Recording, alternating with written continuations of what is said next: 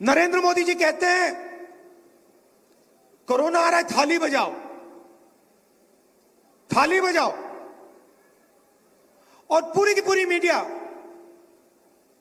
थाली बजवा रही है। और जब मैं कह रहा हूं कि नुकसान होने वाला है, कह रहे हैं देखो राहुल गांधी को कोई समझ नहीं। नतीजा आपने देख लिया। नोटबंदी के समय मैंने कहा जबरदस्त नुकसान होगा। किसका होगा? छोटे दुकानदारों का होगा, किसानों का होगा, स्मॉल मीडियम बिजनेस वालों का होगा। मैंने कहा नोटबंदी के बाद हिंदुस्तान में रोजगार नहीं पैदा हो पाएगा। फिर बीजेपी के लोगों ने कहा राहुल गांधी को कोई समझ नहीं है। नोटबंदी का नतीजा आपने देखा। आप लाइन में खड़े थे, लाइन में आपने कोई अरबपति को खड़ा देखा? आपके सामने कोई अरबपति खड़ा था लाइन में? ना, क्यों नहीं? क्या उनके पास 500 रुपए 1000 रुपए के नोट नहीं थे क्या?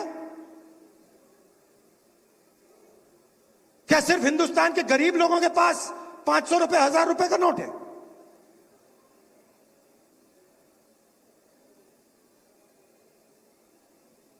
आपके गुरु नानक देव जी थे, उन्होंने क्या बोला? उन्होंने बोला सोच समझ के बात करो।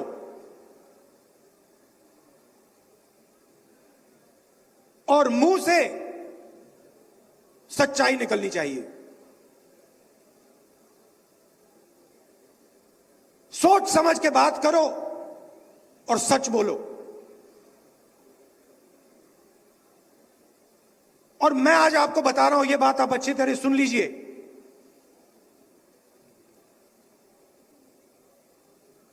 ड्रग्स के बारे में बोला, सही था। कोरोना के बारे में बोला, सही था। नोटबंदी के बारे में बोला, सही था। अब बात सुनिए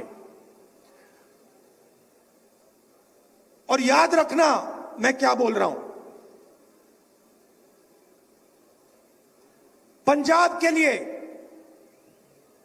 पंजाब के भविष्य के लिए सबसे जरूरी चीज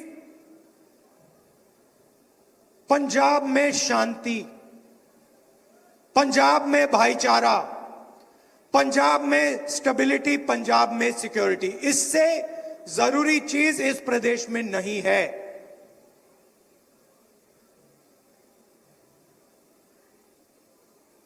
यह देश, ये प्रदेश गहराई से इस बात को समझता है। कांग्रेस पार्टी सबको लेकर चलती है। कांग्रेस पार्टी जोड़ना जानती है।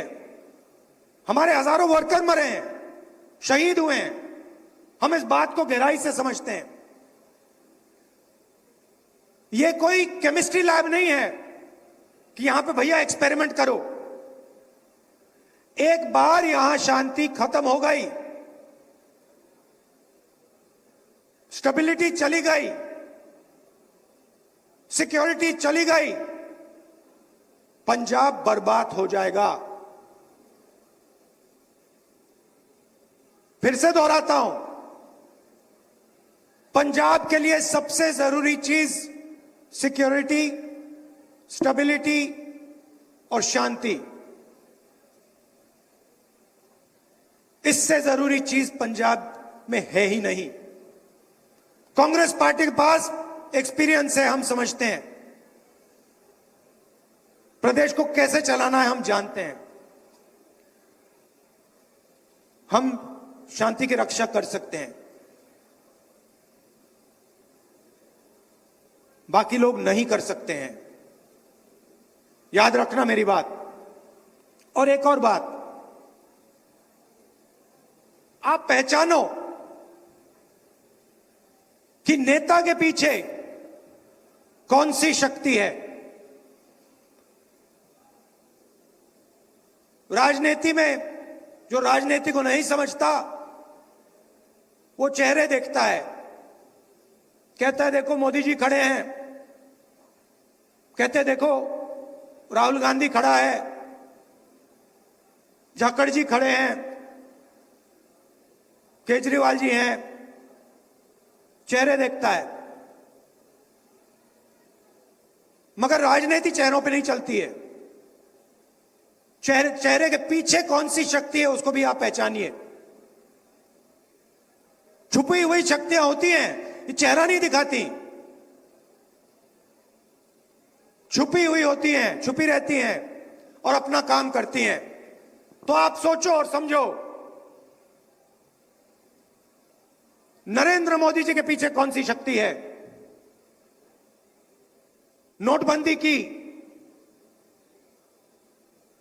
किसानों के खिलाफ 3 कानून, काले कानून लाए। क्या नरेंद्र मोदी जी के पीछे किसानों की शक्ति है? हो सकती है? अगर है तो हिंदुस्तान का किसान सड़क पे क्यों है? अगर है तो हिंदुस्तान का किसान कोरोना में, ठंड में क्यों खड़ा है? क्योंकि नरेंद्र मोदी के पीछे किसानों की शक्ति नहीं है। नोटबंदी की, मैंने आपको कहा, पूछा क्या अमीर लोग लाइन में थे? ना। आपको नोटबंदी का फायदा हुआ? कोई यहां कह सकता है हां मुझे नोटबंदी से फायदा हुआ? कोई कह सकता है? कोई छोटा दुकानदार कह सकता है कि नोटबंदी और गलत जीएसटी से मुझे फायदा हुआ? ना। फायदा किसको हुआ? हिंदुस्तान के 3-4 अरबपतियों को हुआ। शक्ति किसकी है? नरेंद्र मोदी जी के पीछे 3-4 उद्योगपति और अरबपतियों की शक्ति है। सीधी सी बात है। मीडिया में देखो, उनका चेहरा दिखाई देगा, रोज दिखाई देगा, 24 घंटा। किसान मीडिया को कंट्रोल करता है? नहीं। छोटा दुकानदार, छोटा व्यापारी मीडिया को कंट्रोल करता है? नहीं।